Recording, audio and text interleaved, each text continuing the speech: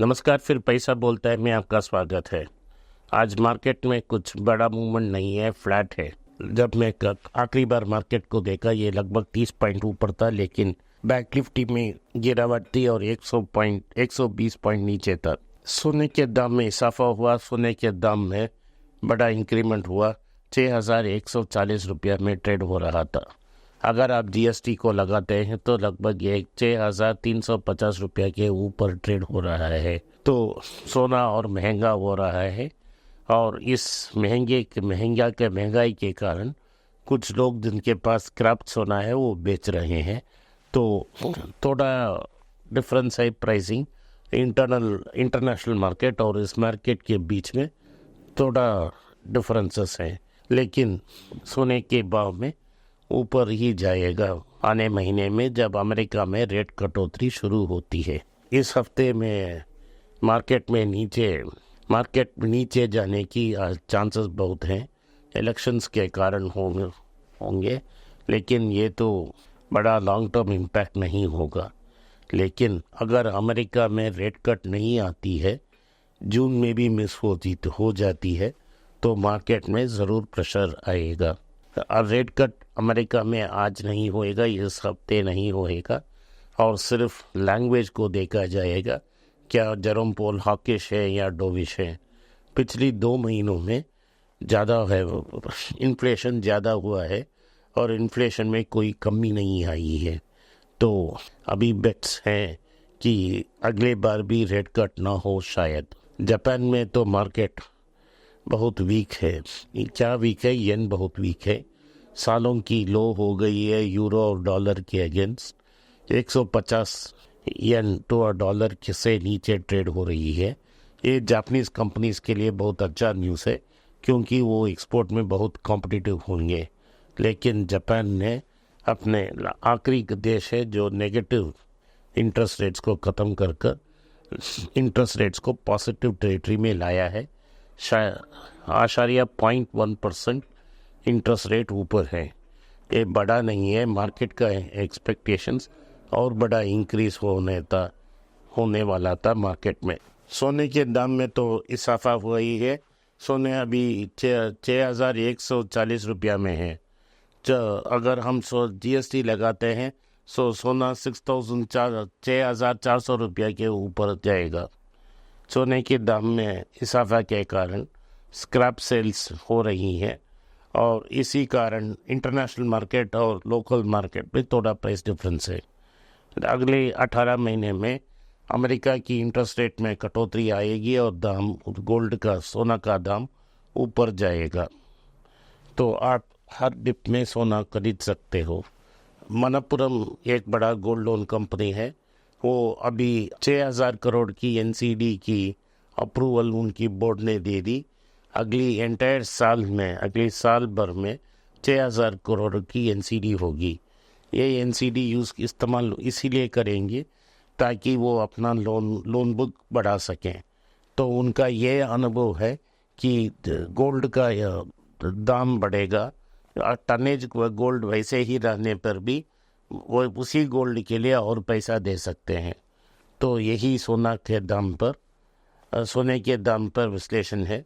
और जो gold retailing stocks है, उनके स्टॉक्स में भी इजाफा होने की चांसेस है, क्योंकि परसेंटेज ऑफ मार्जिन सेम है। ग्रामेज में कांस्टेंट सेल्स होने के बावजूद सेल्स में इंक्रीज होगा और प्रॉफिट मार्जिन में इंक्रीज होगा। लेकिन जो स्टॉक्स हम कंसिडर कर रहे हैं ये सब बहुत एक्सपेंसिव है। अभी गोल्ड रिटेलिंग स्टॉक्स हम नहीं ले सकते हैं, लेकिन मुथूट फाइनेंस और मनप्पुरम अभी भी सस्ते हैं, तो आप इनको कंसिडर कर सकते हो। तो दूसरा बड़ा खबर है हिंदुस्तान यूनिलीवर का। हिंदुस्तान यूनिलीवर में न्यूज़ ये है कि उन्होंने अपने आइसक्रीम गैम को सेपरेट कंपनी में स्पिन ऑफ करने की डिसाइड की है। इंडिया में तो 3% से 4% टर्नओवर होगा आइसक्रीम का, लेकिन ग्लोबली उनका आइसक्रीम ब्रांड 12 से 13% की टर्नओवर होगी। तो 7,500 नौकरियाँ जाएंगी और कंपनी मोर एफिशिएंट हो जाएगी। यही यूनिलीवर की नई बॉस की होप है कि वो यूनिलीवर की ब्रांड को फिर से रिवाइव कर सकें। बाटा में भी सेल्स उतना बड़ा नहीं, बॉटम एंड सेल्स उनका फॉल ऑफ हो गया। प्रीमियम ब्रांड्स में सेल्स इंक्रीज हुई है, लेकिन इतना इंक्रीज नहीं हुआ है कि वो ये प्रीमियम पी/ई रेशियो को जस्टिफाई करें। वैल्यूएशंस बहुत एक्सपेंसिव हैं और इस वैल्यूएशंस में बाटा को एंटर नहीं कर सकते हैं, क्योंकि सेल्स ग्रोथ उतना एक्सपेक्टेड जैसा नहीं था।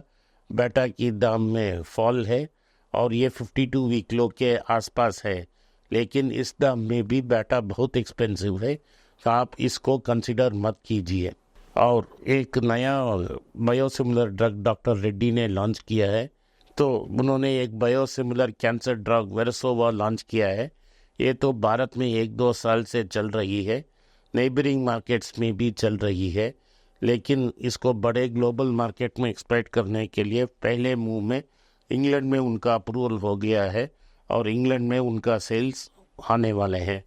अभी भी डॉक्टर रेड्डी 6020 में जूझ रही है, नीचे प्रेशर आ सकती है, फिर से हम इसको कंसिडर कर सकते हैं अगर ये 5900 तक पहुंच जाएगी। तो ये तो साफ है कि जो सबसे बड़ा सस्ता स्टॉक है वो फार्मा में वो नैटको है, अभी 940 रुपया के आसपास है। ये तो बहुत सस्ता है, 12 या 13 टाइम्स अर्निंग्स है, इसको आप खूब कंसिडर कर सकते हो। टाटा केमिकल्स में आज 8% की गिरावट आई है। इसका गिरावट का मेन कारण ये है क्योंकि टाटा सन्स की आईपीओ नहीं होने वाली है। आईपीओ की अपेक्षा से वो 900 से लेकर 1350 रुपया तक गया था स्टॉक, अभी गिरकर 1020 रुपया तक पहुंच गया है। ये हाईली वैल्यूबल स्टॉक है, बहुत चीप पी/ई में मिल रहा है, आप इसको कंसिडर कर सकते हैं। इसमें और 100 रुपये की फॉल की चांसेस हैं, तो नीचे आते ही आप इसको कंसिडर कर सकते हो। आईडीएफसी में भी करेक्शन है क्योंकि बैंक निफ्टी में बड़ा फॉल है और ये 107 रुपया में है और ये आईडीएफसी बैंक से मर्ज होने वाली है, तो इसका जो आर्बिट्राज है इस दोनों के बीच ये बहुत एक्सपेंड हुई है।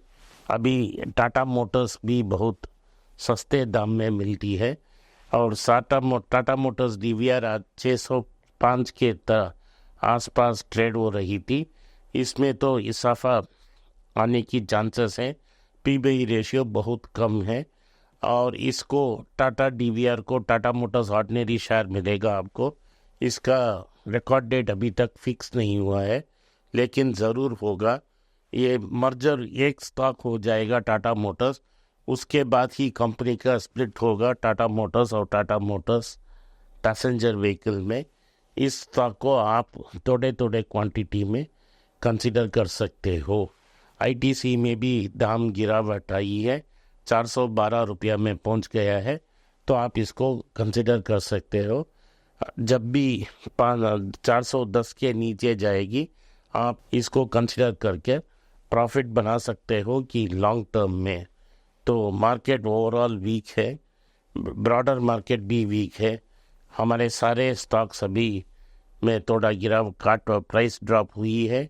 आप इन सब को कंसिडर करके मुनाफा कमा सकते हो। आज के लिए इतना ही। आपने इस पॉडकास्ट में उपस्थित हुए इसके लिए मैं आपका आभारी हूँ। आपको अगर हो सके तो इस वीडियो को लाइक कीजिए, चैनल को सब्सक्राइब कीजिए और बेल नोटिफिकेशन दबाएं और इस वीडियो को अपने दोस्त और रिश्तेदार के पास भेजें और उनको देखने की आग्रह करें। नमस्कार, धन्यवाद, जय हिंद।